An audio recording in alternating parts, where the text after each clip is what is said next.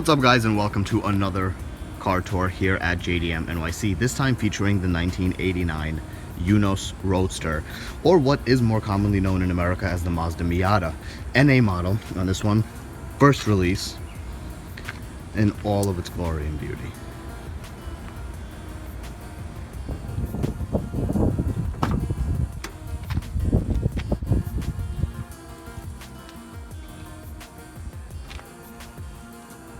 So interestingly enough, flowers, of all things, little flower carpet. Weird. Not sure where the original went. And this side, we do have the original carpet here, mixed an old iPhone plug, but we do have the original Eunos Roadster carpet over here. I love that little metallized badge over there. Otherwise, we have a substantially clean and interesting interior. Very, very sporty, very utilitarian. Mind this weird switch over here. Some of you may have seen the preview video, and I'll show you what that switch does momentarily. Now, this is a factory steering wheel. I promise you this is a factory steering wheel. So this is the same exact wheel that Eunos used Mazda used across a couple of different Eunos model vehicles, those that did not come with a front airbag. And it had a little leather trim that essentially covered this beautiful Momo engraving all over here. It would say Momo right down there on the actual leather trim, and then over here would be the Eunos badge. But if you take that off, you get this awesome, beautiful Momo steering wheel with horn. So since we're on the topic of the horn, and for those of you that didn't see the preview video, that's what this controls. This is obviously not factory, but somebody put in a little bit of fun on here. So as you just heard, here's the horn currently. Kind of drags out for a little bit, right? It's like a boom. Let's flick that switch. Regular horn.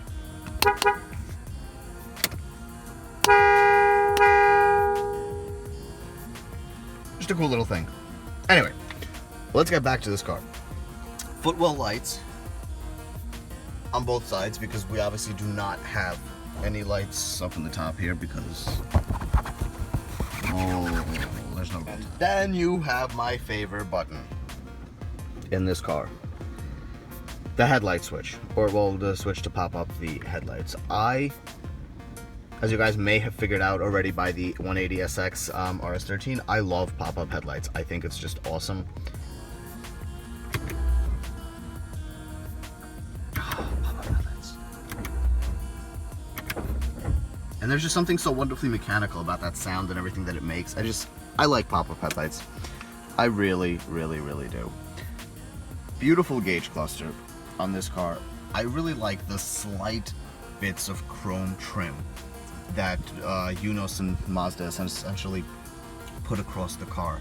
I like the little chrome trim bezels that go around, you know, your tachometer and your speedometer. I really like the chrome caps on the mirrors, and I really, really love this chrome door handle. It's just, it gives it a little bit of something. It's not overly dramatic, it's not overly flashy, it's not like having chrome rims on a Ford Explorer, but it's just a little bit tasteful, and something about it reminds me of just simple automotive design, I guess. It almost brings me back a little bit to like Jaguar Roadster days. I just kind of like it, and they extend that a little bit over around other trim pieces, but and it's just very slight, and it's just enough for it to be unique and pretty, and, you know, accentuate the car rather than make it gaudy and just ultra shiny and stand out. I like it. So I wanted to show you guys a bit about how this convertible actually works and comes off. Much like in the modern American cars, this is a interactive version. So this isn't like a BMW where you press a button and everything comes off. No, you play and work with this. So you have these two little switches here on each side. Hit the button up top, move the lever back, this will pop out. Do the same exact thing on the other side. grab the center thing and push up.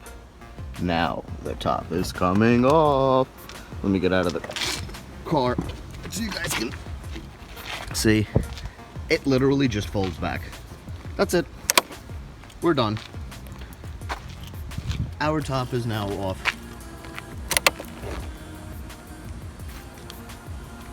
And down. Little windscreen, as you can see, we have back over here, which you can put down if it's an absolute bother to you, or if the top is not down and you'd like to have some better visibility through the back. Otherwise, while driving, pop it up and you're good to go.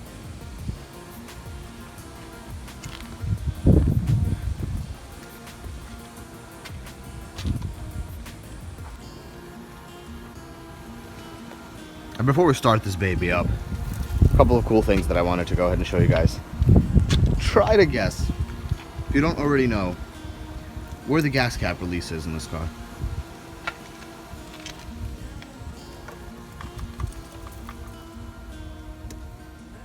Thought it was here?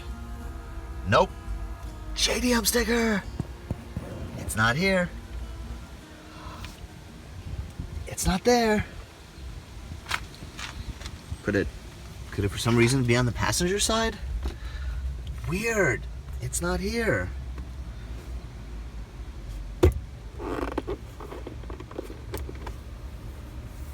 Is it there? Could it be? That's where the gas cap release is. Also in here we have some cool remote controls for this little unit here, including the DVD remote for this.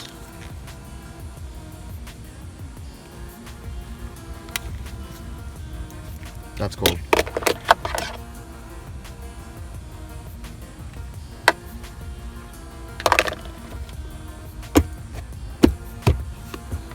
Power windows option. I think here in the States, standards, the windows came with manual ones, or at least on the base model one. And short of this storage cubby, this is your only other storage in this car.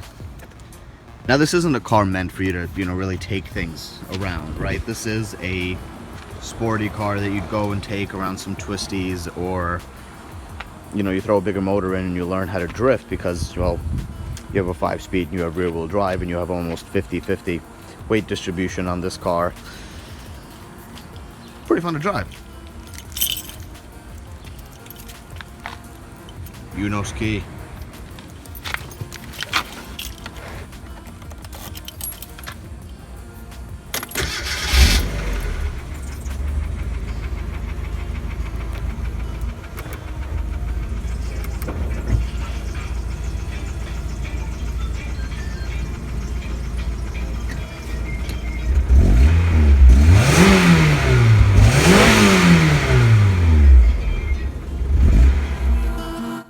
So, a bit of stats for you guys on the original Mazda Eunos, aka the NA Mazda Miata. So, the car only weighed 2,100 pounds, the base one anyway, without any bit of options, and automatic windows, as we saw in this one, was actually an option. Came with a 1.6 liter dual overhead cam inline 4-cylinder engine, put out about 115 horsepower at 6,500 RPM, 100 foot-pounds of torque at 5,500 RPM. Also, back in 1989 when this came out, it had the electronic fuel injection system that used a weird vane type airflow meter and an electronic ignition system. It was new, it was weird, it was cool, it was Japanese. Came standard with a 5-speed manual, actually the same exact one that was used in the Mazda 929. They actually had an option for an automatic transmission on it. It wasn't very popular. You also had the option for a viscous limited slip rear differential, only available on 5-speed manual cars like this one.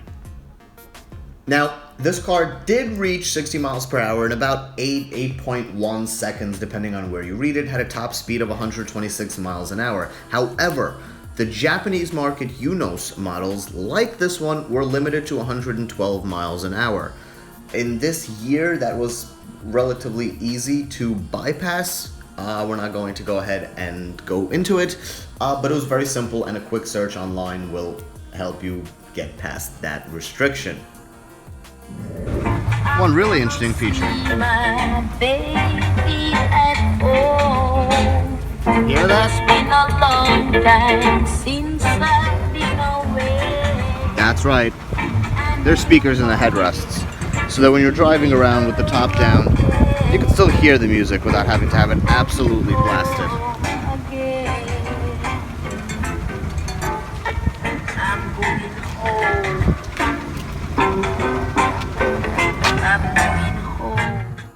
So here's our original 1.6 liter that the Roadster and the Miata ended up starting off with. This was swapped in 1994 to the 1.8 liter.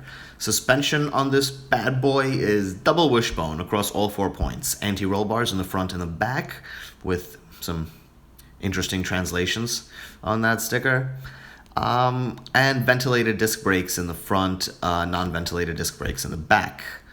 This is our horn that we heard before. Clearly by Arena Horn, so you guys get an indirect shout out if you're still around.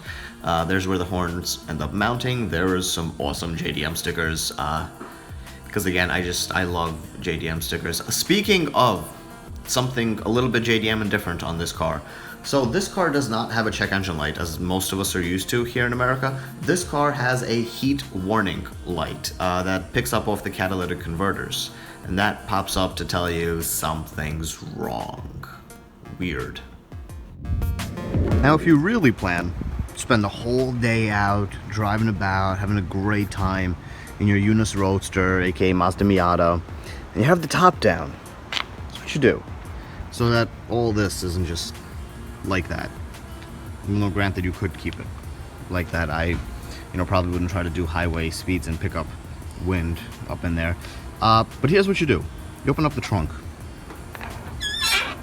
And you go in your trunk and you find this, which looks like somebody killed some animals, skinned it, and left the skin up in the trunk of the car. But that is not what it is. Let's go ahead and take this out and I'll show you guys. So you see how, if you pay attention over here, there's little small mounting areas, and you're like, what is all of these little mounting holes for? Here's what it's for. Bam. Now I didn't put it on perfectly, just because I didn't want to spend all the time, because I'm going to take it right off and it's here for the video. But that's what you have, and you would clip all these in, and now you have this little leather wrapping that's keeping the roof nice and hidden, and nobody even knows what the hell is going on over there. So I left this side up so I can show you guys just how simple this is. You literally click in those two side pieces first, and then over here on the edges, everything just pulls and clamps on. So you can see there's a little bit of a lip. I don't know if it's hard to capture on the video. It's a little bit of a lip right over there. And the way that this is designed is there's a little bit of a lip here that when you stretch and pull it, literally locks into that bottom lip over there. Now getting this all back off, a little bit of a trick, because this isn't something that just clips on and then you pull it off. No. It's Japanese engineering. This is meant to be on there. So don't go pulling this thing off, rooting your own leather and anything else like that. Take this little bit, and you can see the top slides. Slides up a little bit. That's exactly what you're doing. So we go off to the other side.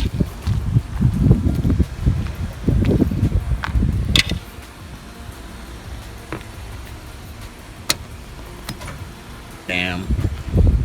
And then all of this will literally just pop out.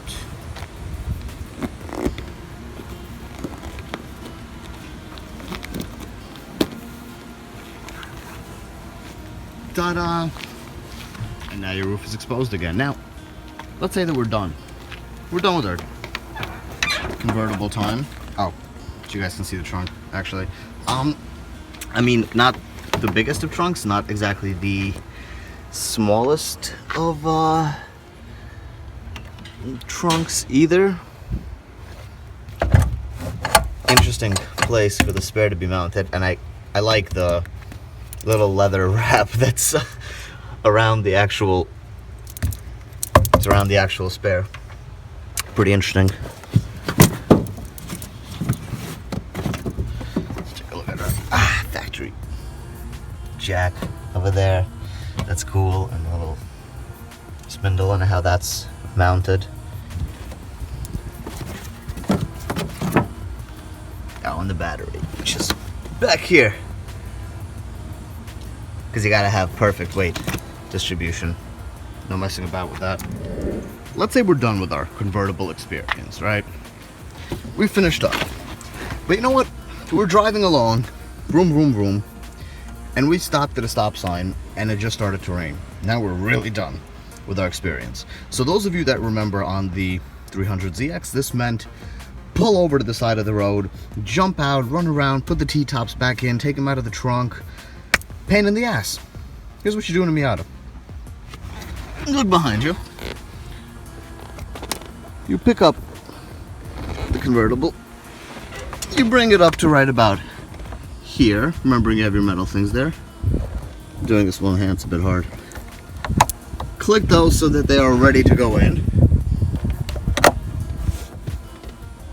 And finish.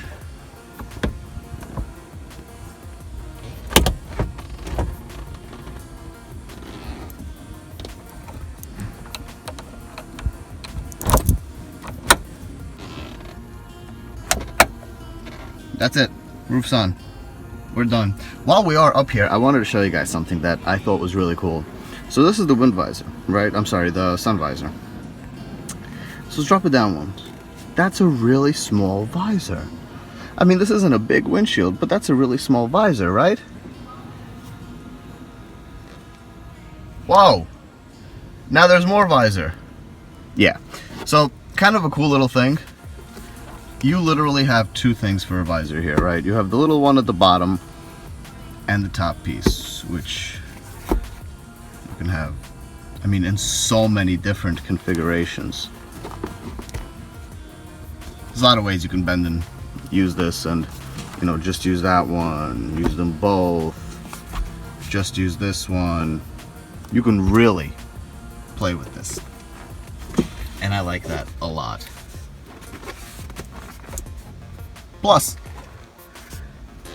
JDM stickers, or I guess JDM warning labels that in this case say something about engine heat?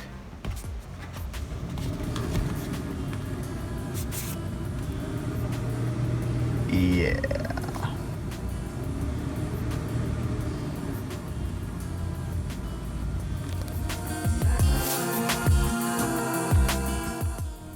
So there you have it, guys, the 1989 Mazda Miata, aka Eunos Roadster, the original 1.6 liter rear-wheel drive 5-speed Miata.